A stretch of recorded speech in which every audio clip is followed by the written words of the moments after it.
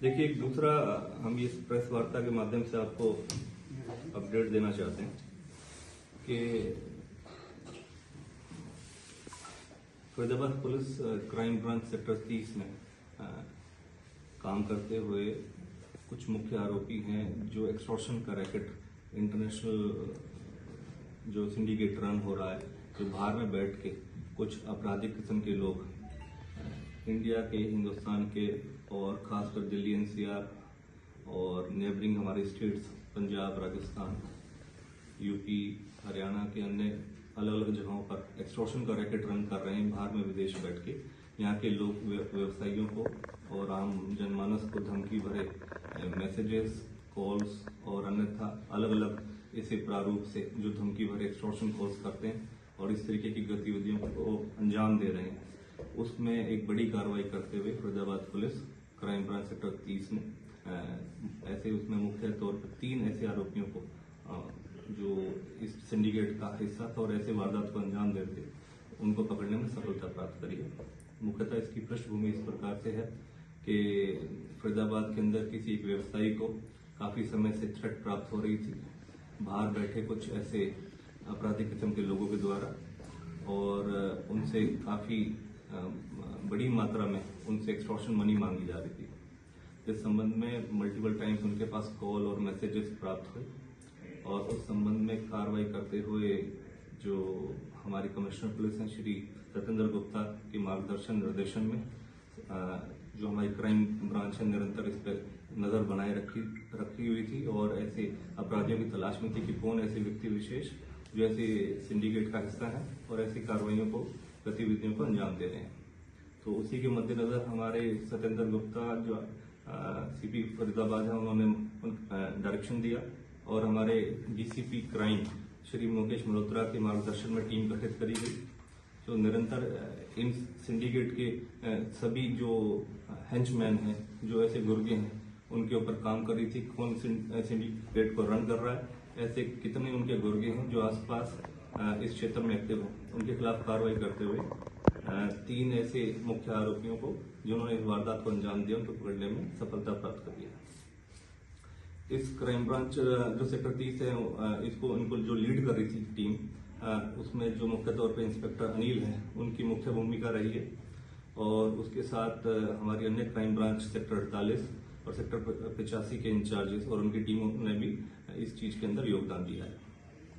इसमें मुख्य तौर पे जो हमारे यहाँ पर फरीदाबाद के अंदर एक व्यवसायी है जिनको काफी समय से इस तरीके के एक्सटॉर्शन कॉल्स और धमकी भरे मैसेजेस प्राप्त हो रहे थे और काफी बड़ी मात्रा में उनसे एक्सटॉर्शन मनी डिमांड करी जा रही थी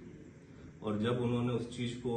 नहीं माना तो काफी समय बाद जब पुलिस को उसमें इतला करा गया तो पुलिस ने उस पर तुरंत प्रभाव से कार्रवाई करते हुए केस रजिस्टर्ड करा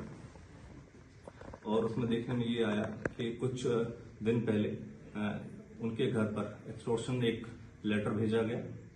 और उसके अंदर कुछ एम्यूनिशन था, गोलियां थी, जो थ्रेट लेटर था उसके साथ। उस पर कार्रवाई करते हुए पुलिस ने उसकी संगीन तरीके से जो टीम काम कर रही थी उनको पकड़ने में कुछ दिनों बाद उनमें सफलता प्राप्त करी है और मुख्य तौर पर जब इन्होंने जो धमकी दी थी उसके बाद एक और वारदात को अंजाम देना था। अगर इनकेस अगर ये धमकी देने के उपरांत अगर एक्सटॉर्शन मनी नहीं देते तो शायद ये कुछ और संगीन वारदात को अंजाम दे सकते थे। उसी दौरान जब पुलिस रिमांड पर इन मुलजिमों को लिया गया तो जब रिकवरी करने के लिए गई तो उस दौरान पुलिस अभिरक्षा से भागने की कोशिश करी गई और जिस दौरान पुलिस के ऊपर जो पुलिस का वेपन छीन के इन्होंने जो मुख्य आरोपी था मोनू, उसने भागने की कोशिश करी और उसी दौरान पुलिस के ऊपर फायरिंग करते हुए जब वो भागा तो पुलिस ने अपनी सेफ्टी इंश्योर करते हुए उसको वार्निंग फायर दिया, रोकने की कोशिश करी और उसी दौरान उसको भी फायर जो पुलिस ने रिटेलिएट करा उस दौरान वो भी घायल हो गया। तो मुख्य तौर पर उसको काबू करा गया है, कुछ चीजें रिकवर करी गई हैं और आगे कार्रवाई जारी है। तीनों आरोपी के नाम क्या है और क्या करते हैं और कौन सी गैंग से जुड़े हुए? मोनू, गुजर, हनी और कपिल, ये 3 आरोपी हैं जो कि भटिंडा के निवासी हैं पंजाब से और यहाँ स्पेशली जो इनके जो विदेश में बैठे आका हैं और जो विदेश में बैठे ऐसे क्रिमिनल जो माइंडसेट के और जो सिंडिकेट को रन कर रहे हैं उनके कहने पे ये वारदात करने यहाँ पर आए थे। ये गैंग कौन सा था भाई साहब? लॉरेंस बिश्नोई गैंग है या फिर और किसी गैंग के लोग हैं ये? देखिए, ये जो गैंग है, इस चीज का मैं नाम ना लेते हुए, जो ऐसे आपराधिक पृष्ठभूमि के लोग हैं जो आमतौर पर इस तरीके की वारदात को अंजाम दे रहे हैं, विभिन्न अलग अलग स्टेट्स में, दिल्ली एनसीआर के अंदर अलग अलग जगहों पर इस तरीके की सिंडिकेट को रन कर रहे हैं और एक्सटॉर्शन के रैकेट को रन कर रहे हैं। तो ये काफी ऐसे जो गैंग्स रन हो रहे हैं उनके खिलाफ ये एक कड़ी चुनौती भी थी पुलिस के पास, और उसी तरीके से इनके खिलाफ कार्रवाई भी करी जा रही थी, जिस एवज में इनको पकड़ा गया है, जो ये इंटरनेशनल बाहर विदेशों में बैठ के इस तरीके के गैंग्स को रन कर रहे हैं। मुख्य तौर पर ऐसे लोगों का नाम लेना ठीक नहीं है। इनकी क्रिमिनल हिस्ट्री क्या है तीनों की? और जो मोनू है, इसमें मुख्य जो इनका हेंचमैन था इस गैंग का, उसके ऊपर 4 केस हैं किडनैपिंग, आर्म्स एक्ट के, और जो हनी है उसके पास डेकोइटी का केस है, और जो उसके साथ दूसरा कपिल है इसके ऊपर भी एक व्हीकल थेफ्ट का केस है। तो यही बेसिकली एक जानकारी थी जो आगे अब इनको पुलिस रिमांड पर फर्दर और भी आगे कार्रवाई कर रही है पुलिस, और भी जो अन्य लोग हैं जो इस सिंडिकेट का हिस्सा है उनको जल्द से जल्द। वहाँ मौके से बरामद क्या किया गया है मोनू के पास? जो रिकवरी करने गए थे वहां पर एक कंट्री मेड पिस्टल है और एम्यूनिशन है। किसी मुलाजिम को चोट तो नहीं लगी सर? नहीं, लकीली नरोली एस्केप था, वहां पर किसी का चोट नहीं। जैसे AK-47 की कारतूस है, सब कुछ पता लगा है कहाँ से लाए? उसके संबंध में भी जानकारी ली जा रही है, क्योंकि पुलिस रिमांड के दौरान और जानकारियां हासिल करी जा रही है। जल्द से जल्द जितनी चीजें और जानकारी आएंगी उसके बाद दोबारा से भी विजिट करके आपको बताएंगे। कितनी गोलियां मिली?